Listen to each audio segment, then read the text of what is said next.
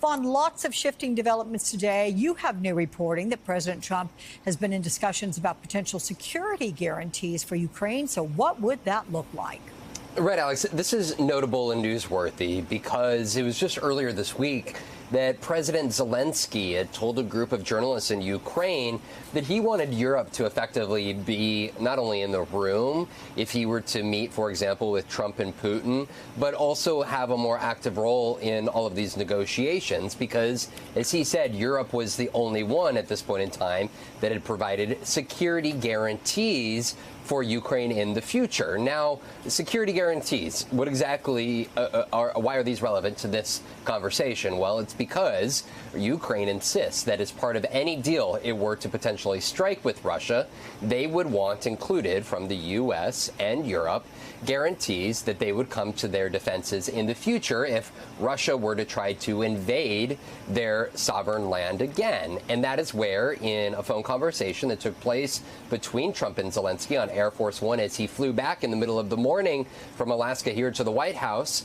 we are told by 5 sources that discussions did take place in which the President of the United States was actively involved in conversations around the U.S. potentially providing some security guarantees. At the same time, stopping short of promising or advocating for NATO membership for Ukraine. That has been a hard red line for Putin and Russia that has opposed that sort of effort in the past.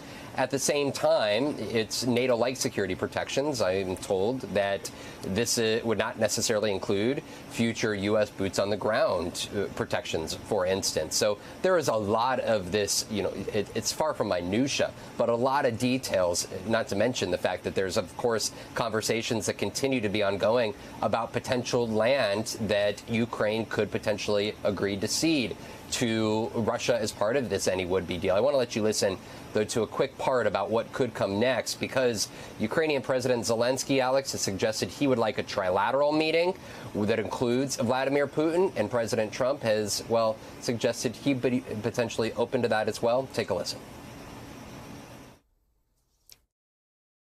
Now it's really up to President Zelenskyy to get it done.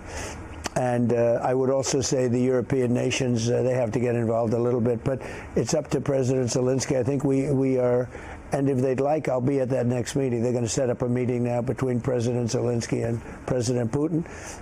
And myself, I guess, I didn't ask you about it. Not that I want to be there, but I want to make sure it gets done.